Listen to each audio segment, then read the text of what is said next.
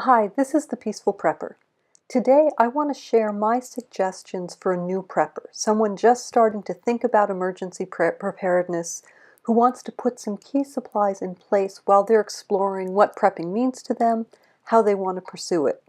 Depending on geographic area and general life situation, we want to prepare for the types of things that we think are most likely to happen. But there are so many possibilities, and it can be hard to figure out where to start. I was motivated to put out this video after seeing Thoughts on Prepping's video that reminds us how easy it is to get overwhelmed as you start prepping, or as you continue prepping. Stress isn't just for beginning preppers. Thoughts on Prepping has a new channel that's recording what she is doing as a new prepper and how she got involved. I've put a link to her video about feeling overwhelmed below. I'm not going to talk about stress and stress management in general. If you'd like some information about stress and emergencies, the Prepper Nurse is doing a series on that, and I've also linked that playlist below. For some people, it helps you to feel less overwhelmed to do research on past disasters, planning for various contingencies, and I did a video on an approach to planning that I've found helpful, and I'll post it someplace on the screen. It's easy to watch prepping videos and think you need to go out and buy all kinds of gear. That's what I fell into as I started doing this just a few years ago. But believe me, that can be a waste of your energy and money if you're just acting willy-nilly. I never thought I'd say willy-nilly in a prepping video. Feels good, willy-nilly. Anyway, there are quite a few basic things that you can put in place that will be helpful in most situations.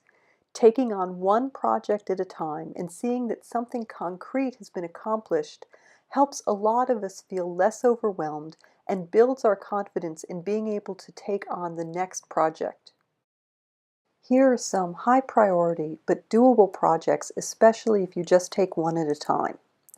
These projects don't cover everything that you may want to prepare for, and I'm sure I haven't included all the most important prepping projects, even ones that are pretty straightforward and easy.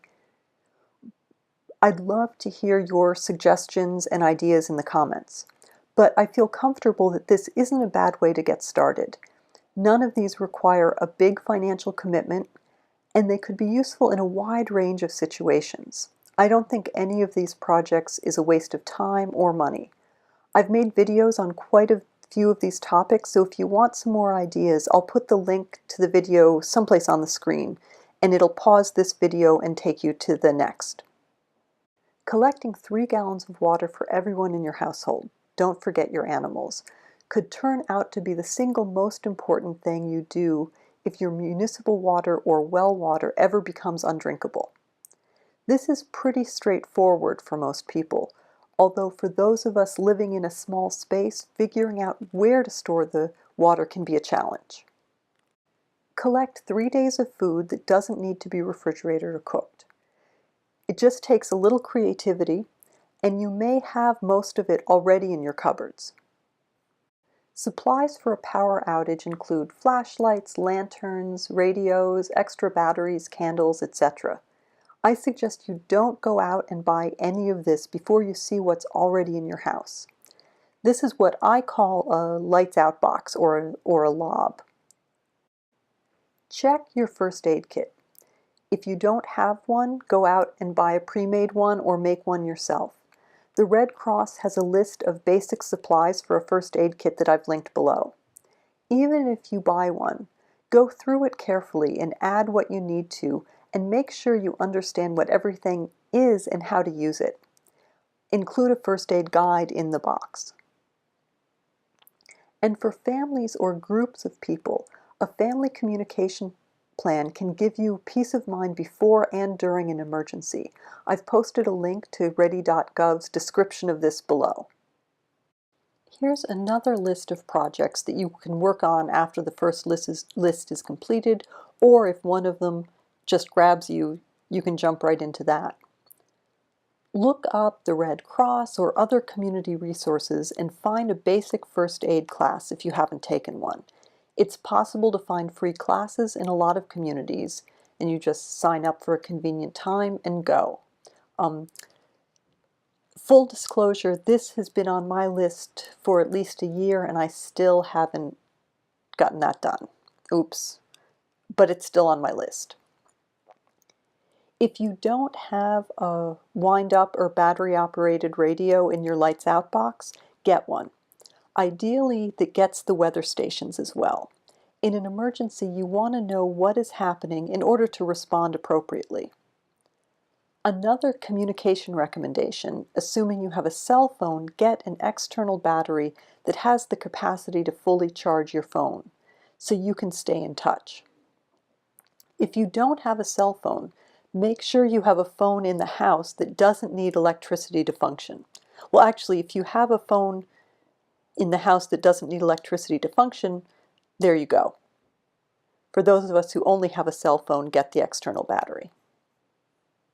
For some people, it's going to be easy to store 2 weeks of food and water. If your space is really constricted, just do what you can. 2 weeks of food may be more realistic than 2 weeks of water for a larger family. Then a camp stove, indoor wood stove, sterno canisters are just some of the possible ways to cook or heat food when the power's out. Just make sure you have adequate ventilation for whichever option you choose. I want to say something about bug-out bags because they're often what people think about when they think about prepping and where a lot of people start their preps. I know I did. I would suggest that for most situations, the projects I already mentioned are more important to get in place than a bug-out bag. I won't say that absolutely, but for a lot of emergencies, we're going to stay home and ride it out. But under some circumstances, evacuation could be necessary, so it makes sense to have some form of mobile kit as part of our larger preps. I just wouldn't think about it as a complete prepping plan. Putting together a bug-out bag can be a fun challenge or a stressful nightmare. It depends a lot on your personality, how you work, and the attitude you bring to it. I'm in the process of putting together videos on my bug-out bag and bug-out plan, which I hope will be helpful.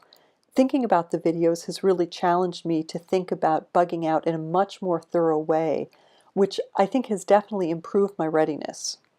If you're already feeling overwhelmed, building a bug-out bag is probably not the next thing you should do. It can be a challenge putting together a kit you can carry, making sure you pack vital supplies but keep things small and light. If you love that kind of puzzle, go for it, but you probably aren't feeling that overwhelmed with the project to begin with. Remember, many people are more likely to evacuate by car rather than on foot. You can put the 3 days of food and water supplies you've already collected in a tub or a tote bag or something. Add the basic emergency supplies recommended by ready.gov or the Red Cross, which I've linked below, and you have a mobile kit that you can put in your car or use in the house, and that can be a nice middle ground. There are all kinds of useful things that you can do to prepare for an emergency and to become more self-sufficient over and above what I've mentioned, but I think these provide a good foundation and can give you some peace of mind.